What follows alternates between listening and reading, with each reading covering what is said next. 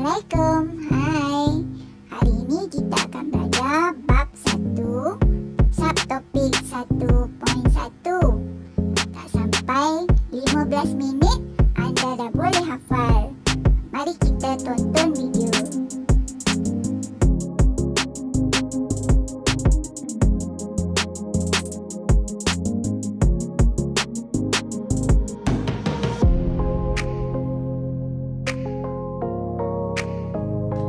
Daulat, kuasa tertinggi, laksana pemerintahan pentadbiran. Kata kunci, kuasa tertinggi yang melaksanakan pemerintahan dan pentadbiran. Bermula dengan Kesultanan Melayu Melaka, Tanah Melayu telah mencapai kemerdekaan pada 31 Ogos 1957. Dan sekali lagi ciptaan sejarah, Malaysia telah ditubuhkan pada 16 September 1963. Takrif dalam bahasa Melayu.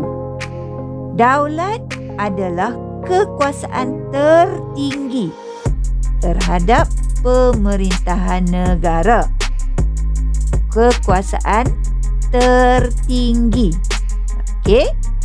Kata kunci, kekuasaan tertinggi. Untuk bahasa Inggeris, daulat adalah sovereignty atau negara berkuasa penuh dalam pemerintahan. Kuasa penuh. Okey, untuk bahasa Inggeris, negara berkuasa penuh dalam pemerintahan. Yang seterusnya dalam bahasa Yunani. Okey, dalam bahasa Yunani, Supernius atau Superanus iaitu agung, tinggi, negara yang bebas dan merdeka. Okey, Supernius ya. Dan seterusnya Arab. Okey, untuk Arab ni dari perkataan daulah, iaitu kuasa pemerintahan sesebuah kerajaan. Jadi ada 4 takrifan untuk istilah daulat. Dan cikgu letak satu formula untuk ingat anak, iaitu formula NIA. M Melayu, I Inggeris, Y Yunani, A Arab. Untuk seterusnya formula Amir JB untuk nama-nama lah. Aristotle Iaitu mengatakan kuasa tertinggi pemerintahan, kerajaan terikat undang-undang. Seterusnya, asas negara merdeka. Tun Dr. Muhammad Saleh Abbas, mantan Ketua Hakim Negara. Jadi perkataan Amir tadi ya. Okey, miliki kebebasan peringkat antarabangsa. Okey, untuk bebas kena juga ada kuasa atur urusan negara tanpa telunjuk asing. Kalau negara merdeka tu mesti bebas dari telunjuk asing. Ya. Seterusnya Ibnu Khaldun atau ilmuwan Islam. Okey. Dari perkataan Amir tadi, A-M-I itu Ibnu Khaldun, iaitu kekuatan dan kekuasaan sesebuah negara berasaskan semangat kekitaan bangsanya. Oleh itu, perpaduan sangat penting dalam sesebuah negara.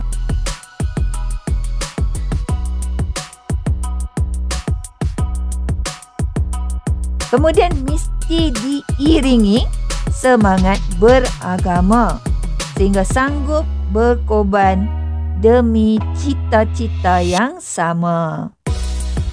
agama ini penting untuk mengukuhkan semangat dan perpaduan. Seorang lagi tokoh iaitu Tengku Abdul Rahman Putra Al-Haj, Perdana Menteri Malaysia pertama.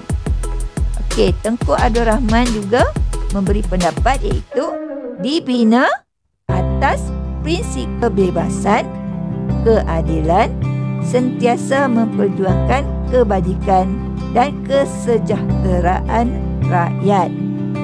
Okey ya, mesti bebas dan adil.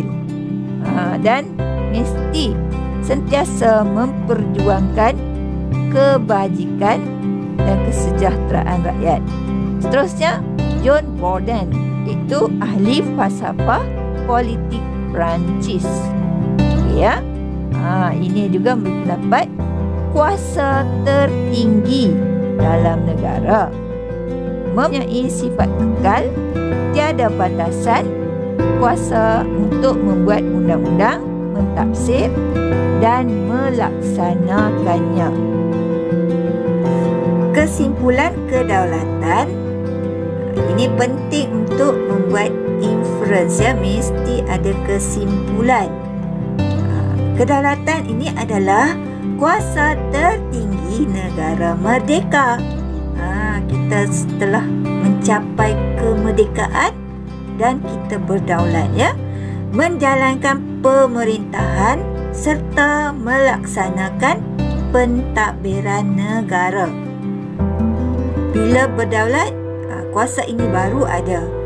Untuk apa? Demi kesejahteraan rakyat, demi kemakmuran negara, dan yang paling penting adalah diiktiraf oleh negara lain.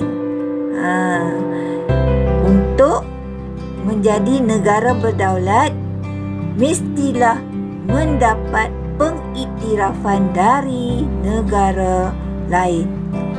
Jenis kedaulatan. Kedaulatan ni dia ada dua jenis, iaitu tradisional. Tradisional itu adalah diwarisi. Kalau kita belajar tadi, ada Kesultanan Melayu Melaka. Apa maksud tradisional? Pemerintahan berkuasa mutlak. Okey, wujud sejak awal tamadun manusia, berpaksi pada kedaulatan raja, iaitu kekuasaan dan kewibawaan raja sebagai pemerintah tertinggi. Ini diperkukuhkan dengan taat dan setia rakyat. Jadi ini adalah berpaksikan kedaulatan Raja Melayu. Sebab dalam pemerintahan semasa tradisional ni, pemerintahan berkuasa mutlak. Seterusnya, pemerintahan yang mempunyai kekuasaan dan kewibawaan tertinggi. Jadi selain pada berpaksi pada kedaulatan Raja Melayu, pemerintahan mempunyai kuasa dan wibawa atau kewibawaan tertinggi. Rakyat mesti memberi taat setia yang tidak berbelah bahagi kepada raja. Ini 3 elemen utama dalam pemerintahan tradisional. Kemudian muncul kedaulatan moden, iaitu muncul selepas revolusi keagungan di England dan Perancis, berkaitan hak rakyat dan kerajaan berperlembagaan. Selepas Perang Dunia Pertama dikaitkan dengan nasionalisme menggunakan persamaan rumpun bangsa dan bahasa. Kedaulatan bermula dengan penubuhan PTM 1957 dan Persekutuan Malaysia 1963. Untuk seterusnya, kedaulatan undang-undang. undang-undang. Kerajaan dan rakyat terikat dengan undang-undang yang perlu dipatuhi, menjamin keadilan, menjadikan negara aman, stabil, makmur. Badan Kehakiman memelihara, melaksanakan kedaulatan undang-undang. Prinsip keempat rukun negara.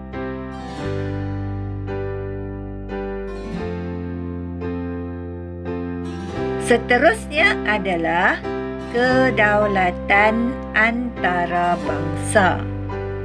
Kedaulatan yang paling penting untuk pengiktirafan sesebuah negara yang berdaulat.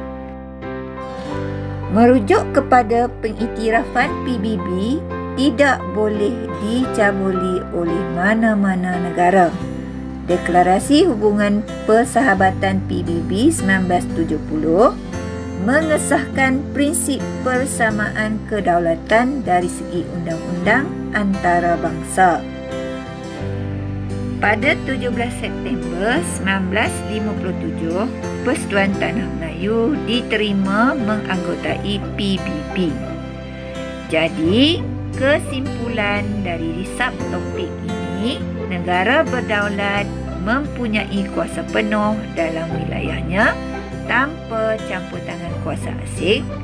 Ini menimbulkan kesedaran tentang cabaran perlunya mempertahankan negara. Rakyat perlu bijak menghadapi cabaran demi mengekalkan kedaulatan negara.